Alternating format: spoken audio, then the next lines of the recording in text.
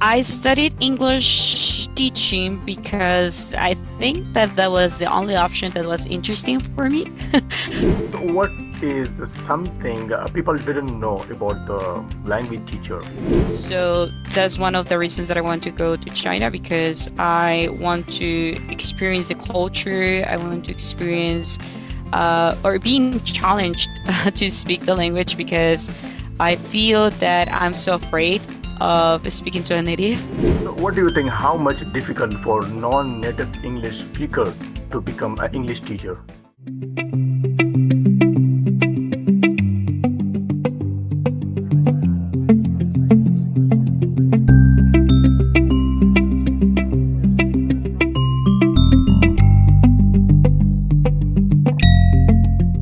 Hello guys, this is me Abu Bakar. So once again, I'm here with another interview challenge with my guest from Canada, and she's so much passionate to get a scholarship in China. Let's talk with her about his journey and how she his goals because she's right now Chinese, Spanish, and English language teacher. So this is really tough, I know. So let's ask several questions about his journey and how she achieved that goal. Okay. Hello, Paula. How are you? Good, good. What about you? Yeah, everything is perfect. And tell me about your timing. What's time there right now? I think we have a huge difference from Canada to Pakistan. Yeah, it is. It is. I'm a little bit tired if I'm honest, but like everything's good so far, I guess. Uh, okay. So introduce yourself, our viewers, because they're watching you first time. Yeah, so I'm from Mexico. I have a degree in teaching English, but I'm not really teaching English these days. I'm just teaching Spanish, because that's the opportunity that I had. So I'm doing that these days. I want to continue upgrading my academic knowledge. So that's why I want to study in China, my master's degree. And yeah, I'm currently living in Canada, just being with my parents in reality because I guess that I could live anywhere in the world because of my job is online. So yeah. This is an amazing thing, especially after the pandemic, the corona pandemic, people are, different professionals, they move to online. So this is an amazing thing. If you're living everywhere, but you can carry on your career online. So this is an amazing thing. Okay, so where you complete your education in Mexico or you complete your education in Canada? Yeah, I wished I had completed my education in Canada, but no, I studied in Mexico. Like, my bachelor's degree is a 4-year one. So I studied for 3 years in Mexico, about 3 years and a half, and then I studied 1 year abroad in Korea. Because of a scholarship that I got from my university. So yeah, that's where I studied. Okay, so you visit to Korea also to complete your education there for 1 year. Yeah, I studied in Korea as an exchange student, and it was a very like I cannot even describe it now. Like I miss so much Korea, and I love to studying there and living there and experiencing the culture firsthand, right? So yeah. Okay, could you tell me about your mother tongue? Because in Mexico, a lot of people they have a Spanish as a mother tongue. Yeah. That's the official language of the country. There are several languages that are native languages, but in reality, most people speak Spanish. So that would be my first language. And these days, I've been using English as my second one because of the surroundings that I'm living in. So yeah, Okay, so currently you are a Spanish teacher in Canada, right? exactly. And I'm a little bit confused why there are people are learning the Spanish language in Canada. There are different reasons for everyone.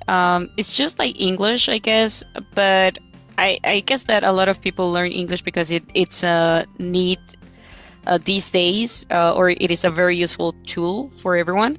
Um, but my students, they have different reasons. One of the main ones is to just to study as a hobby, just to learn a new language as a hobby. There are some that, because they travel a lot, they want to learn the language. There are some that married a Latino or a Latina, so that's why they're learning the language so they can communicate better with their families, right? And yeah, but in general, there are different reasons why. Mhm. Okay, so why do you choose study English teaching? I studied English teaching because I think that that was the only option that was interesting for me. When I was studying high school, I didn't really have an idea of what I could do, just like in general. I didn't have any thoughts about working in this field or this or that. I just knew that I wanted to do something that could help others. Uh, so I guess that helping people to learn a language and open doors around the world, it's something nice, I guess. Mhm. So yeah, and I think that because I wanted to improve my English, I was already studying English when I was in high school. So I was told that studying the bachelor's degree in teaching English, you have to learn very well the language. So I didn't want to feel frustrated because of not knowing how to speak the language, mainly speaking, right? So yeah, I think that's one of the main reasons. Mhm. So what do you think, how much difficult for non-native English speaker to become an English teacher? I think that it really depends where you want to become an English teacher. For example, if you're looking for being an English teacher in your own country, it's easier than if you want to go. I don't know. I've heard people that even though they're not natives, they're hired to teach English in English speaking countries, for example, Mhm. England or Canada. So I find that very challenging because of all the certificates that you need to have in order to teach the language. But if you're looking for just being a teacher in your own country, it's a very good opportunity because the demand is high, and people pay for learning not only English but other languages too. So I think that is a very accessible Mhm. and very interesting way of working. Well, if you visit to my YouTube channel, there's my last interview with Zainab from Iran, but Mm. she's an English teacher in different several countries, Oman, Canada. So I missed that question to her because she's not a native English speaker, but she's Mhm. become an English teacher in several countries, including Canada. So that Mm. was a little bit shocking for me how she's become a Mhm. English teacher in English country. So that time you need a more extra effort to learn English or to learn the grammar to pursue your career in English profession. Okay, so Yeah. during the class when you teach the English or a Spanish or Chinese, so how much easy or difficult for you to focus on a one language, because sometimes we are confusing and sometimes we are stuck which language you focus, because in our mind there are several things are mixed up. So how do you focus on a one language? Mm, that's a very interesting question. So from the linguistics perspective, I think that if you're already proficient in one language, it's not that difficult to stay in one. Like for example, in English, or if you're already fluent in Spanish, or it doesn't really matter the language, it's not gonna be as challenging as if you're learning the language, right? Because it happens to me in Chinese and Korean. Like sometimes I want to say something, or I want to I just practice in my mind, right? And I want to say something in my mind in Korean, and then the Chinese comes because that's the one that I know better. So um, it's something, it's just how the mind works, I guess, that you need to be really focused because if you're not, then you're gonna be struggling finding the word. And it happens to me as a Spanish teacher. If a student asks me about a word in Spanish, but they tell me the word in English, I can just think only on the English word. So it's one of the things that I'm trying to do these days because I don't want to struggle in finding the words that I need in my classes. These days, what I'm forcing myself to do is to think is think faster in the Spanish word or in the English word, mainly in the Spanish one because I'm a Spanish teacher, right? So, yeah, I'll just try to put all my attention to the specific language. It really helps if the student is either very fluent in Spanish or if the class is held in only in English. So it really depends what's the dynamic of the class. Okay, so how long you have been living in Canada? It's been already 2 years. So after how long time you back to your home country to Mexico? I haven't been to Mexico for 2 years. Okay, so continuously you are living Yeah. in Canada. Yeah. Just like living here, and I hope that I can go to Mexico this year, at the end of the year. But yeah. Okay, so most of the time, which ages you follow? Like you have teenagers or adults? So which students you follow most? I think that what I get is mainly adults, like young adults. And sometimes like people that are around 50, 60. Yeah, because it's difficult for teenagers to concentrate and to be consistent. I usually don't have teenagers, and kids online is very difficult. So my boss is the one that selects the students for me. So I mainly have young adults. Okay, I think this is the one thing some of students, they are not consistent about his speed, anything they want to achieve in life. But some people, they get very successful, they are consistent with his goal. So if you do not have a consistency in anything, I think you can't achieve your goal.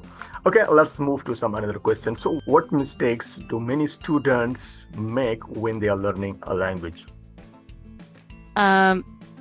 Regarding the language or regarding regarding the language, like being a student?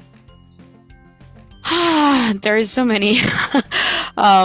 Mainly, I would say that the biggest one would be conjugations, because English does have conjugations, but there are not as many as Spanish. Like Spanish is, for every pronoun we have a different conjugation, and for every tense the conjugation changes.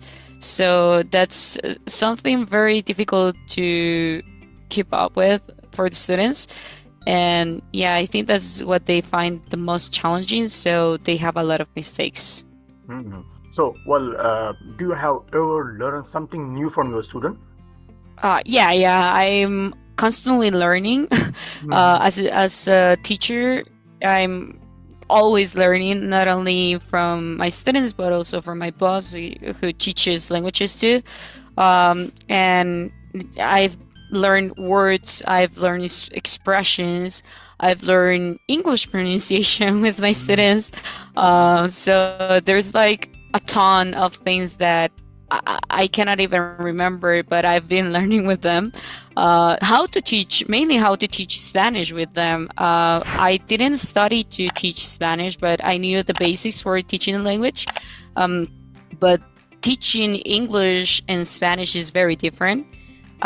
So I learn mainly the biggest thing that I learn with them Mhm. is to teach Spanish. Mhm. So yeah. Okay, so what is something people didn't know about the language teacher? Like right now, I'm talking with you, but I don't know about your journey. Uh, how do you start your morning to evening? What's your activities? And another question is, do you have some other activities from morning to evening, or just your focus on your teaching career? No, I mean I guess the as everyone I have a life outside the teaching. So like I don't know, something that I think a lot of people don't know about in general teachers, like it doesn't matter if it's a language or geography, I don't know. It's that they don't know that there's a lot of work behind the hours that we are present in the class. Mm-hmm. So it's not only in the class moment that we have to work, but also before and after. So there's a lot of preparation and there's a lot of, I don't know, assessing. Um, but a lot of people don't recognize that from the teaching, in general. And in my life, I don't know, I've been, these days it's, what is it, spring?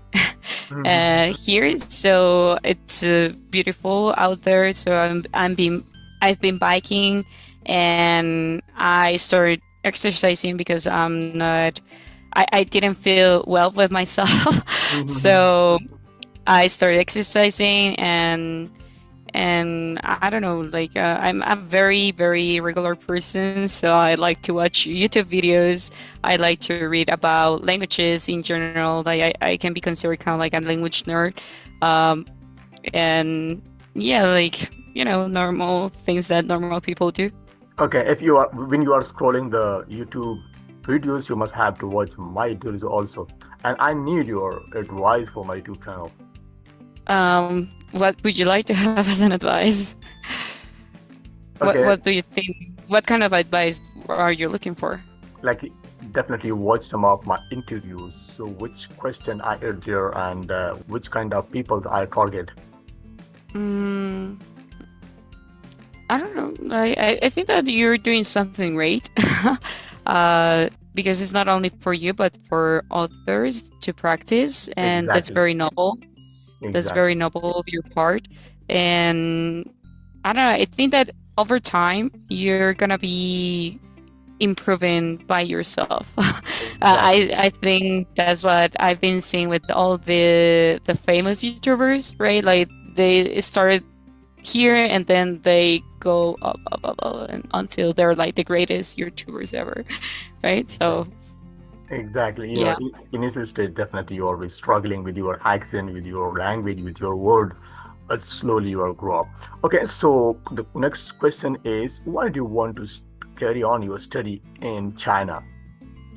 Um, because I've been learning Chinese for quite Mhm. a time now, and my boss and his team have been working on the best method to learn a language without being, what is it, exposed to the language in some ways, Mhm. right?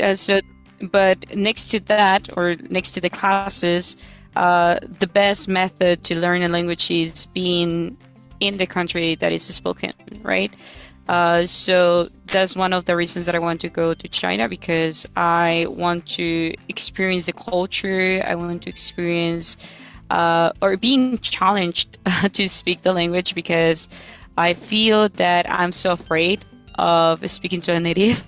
Mhm. Um, and I really want to change that in my life, not only with Chinese, but with other languages that I'm trying to learn.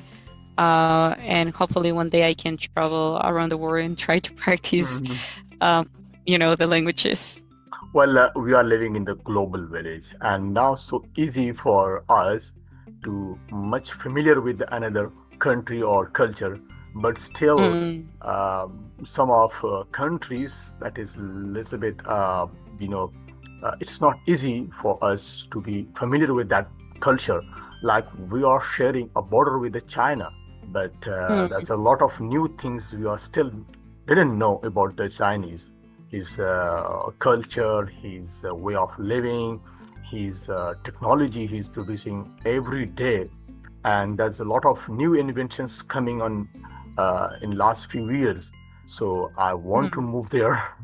It's easy mm, for the Pakistanis because we have a very friendly relation. So mm, yeah, I have a goal to visit to China just for the to discover his country, and it's mm, amazing country. Yeah, so diverse culture there. mm. Okay, Yeah, yeah. so what job do you want to in the future? Um, if I'm honest, I want to be my own boss one day. Mhm. Um, I want to do the same that I'm doing right now, but letting others to have the opportunity of Mhm. being tutors and teachers, and providing jobs, and just being financially free. Mhm. In your field, Yeah. you want to become a boss in same profession. Yeah, yeah, yeah. Like, or more than a boss, maybe a leader, to not for my benefit, but also for others' benefit. So yeah, I think I would like to create job opportunities for others, and at the same time providing good products, like mainly languages products. Mhm. One day I want to write um, kids books, like for mainly for Mexican kids. Mm. I would love to be able to draw the like to have an animated book for the Mhm. kids to learn English, mainly because Mexico needs a lot of education in that matter. Mhm. So yeah, I would like to do a ton of stuff, but one Mhm. of those is to create my own languages academy. I think you want to be also a editor, right? Well, I mean, yes, mainly for kids, Yeah, yeah, not yeah. like for serious books or anything, but like mainly for kids and specifically languages related Mm-hmm. books. Right. Okay, thank you so much, Paula, for your time. And this is really amazing for me and for our viewers, definitely. And I need your comments, especially for this interview, and because we have a few minutes. Um, I think that you're doing great. So just keep it up. Okay, thank you so much once again from my side, and bye bye from Pakistan.